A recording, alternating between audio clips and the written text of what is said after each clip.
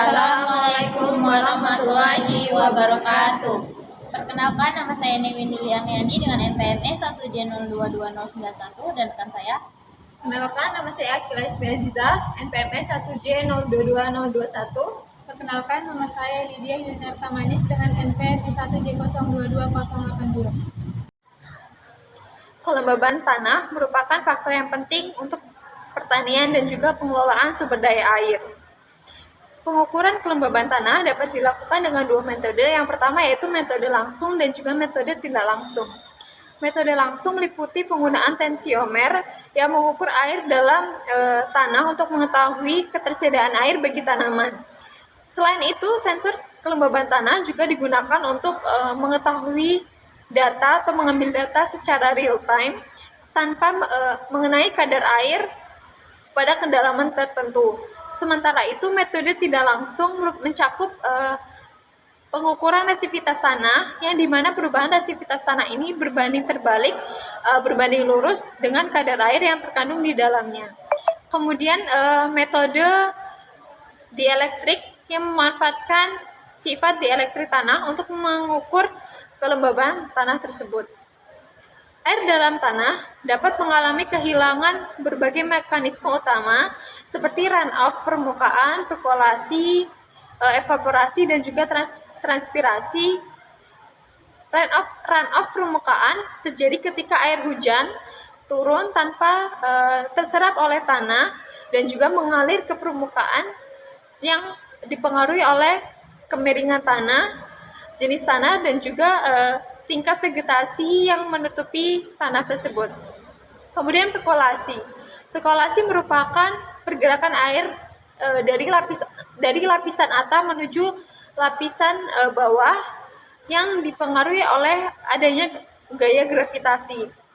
Perkolasi ini berperan dalam mengisi cadangan air tanah yang dipengaruhi oleh struktur tanah dan juga jenis-jenis tanah. Selanjutnya yaitu evaporasi, merupakan proses penguapan air dari permukaan tanah dan vegetasi ke atmosfer, yang dimana dipengaruhi oleh suhu udara, kecepatan angin, kelembaban relatif. Yang selanjutnya yaitu transpirasi. Transpirasi merupakan proses penguapan air yang proses mengeluarkan uap air yang terjadi di stomata daun yang keluar melalui atmosfer dengan tingkat transpirasi yang bergantung pada jenis tanaman, fase pertumbuhan, serta kondisi lingkungan. Baiklah, selanjutnya dilanjutkan oleh runoff permukaan. Runoff permukaan terjadi ketika curah hujan melebihi kapasitas infiltrasi tanah, menyebabkan aliran air ke daerah rendah seperti sungai dan drainase. Faktor-faktor yang mempengaruhinya meliputi kemiringan tanah, jenis tanah, vegetasi, curah hujan, serta penggunaan lahan.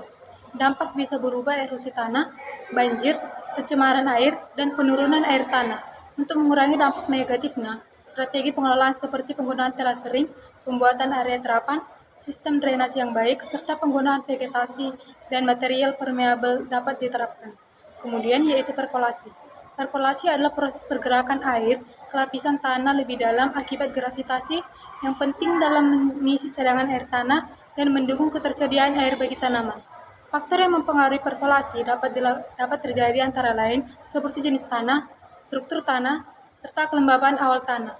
Manfaat perkolasi sendiri meliputi peningkatan cadangan air tanah, penyaringan polutan untuk meningkatkan kualitas air, serta pengurangan runoff yang dapat mencegah banjir dan erosi.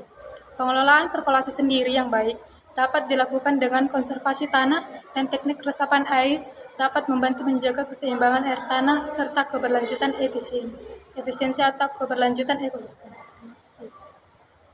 Evaporasi permukaan merupakan penguapan air dari tanah, perairan, dan vegetasi ke atmosfer yang berperan dalam siklus hidrologi dan mempengaruhi ketersediaan air tanah serta efisiensi irigasi. Tingkat evaporasi dipengaruhi oleh suhu udara, kelembapan udara, kecepatan angin, serta jenis permukaan tanah. Dampaknya bisa berupa ketersediaan air tanah, peningkatan kebutuhan irigasi, hingga resiko kekeringan. Untuk mengelola evaporasi, dapat digunakan metode seperti pemanfaatan mulsa untuk menutup permukaan tanah serta penggunaan tanaman penutup, kemudian sistem irigasi yang efisien guna mengurangi kehilangan air akibat penguapan berlebihan. Kemudian yaitu transpirasi merupakan proses pelepasan uap air oleh tanaman melalui stomata ke atmosfer yang berperan dalam siklus air dan membantu tanaman mengatur suhu serta transportasi zat hara. Faktor-faktor yang mempengaruhi transpirasi meliputi jenis tanaman, suhu, dan kelembapan udara, intensitas cahaya matahari, serta ketersediaan air dalam tanah. Pemanfaatan transpirasi antara lain mengatur suhu tanaman, menjaga keseimbangan air dalam tanaman, serta membantu penyerapan unsur hara dari tanah ke daun. Untuk mengoptimalkan transpirasi dapat dilakukan pemilihan tanaman lahan kekeringan, serta penerapan sistem irigasi yang tepat. Curah hujan efektif atau RE merupakan jumlah curah hujan yang benar-benar tersedia bagi tanaman.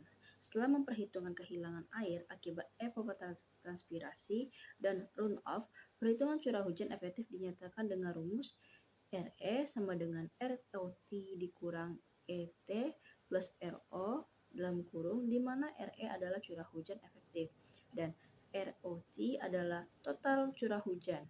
ET adalah evapotranspirasi dan RO adalah runoff atau aliran permukaan.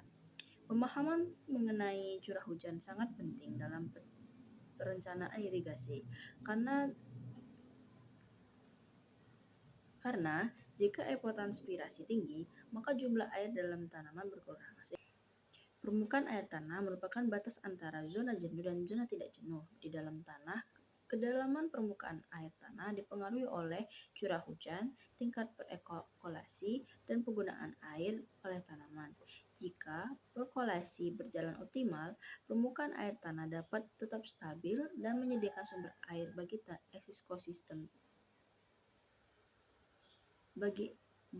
ekosistem serta kebutuhan pertanian. Dengan memahami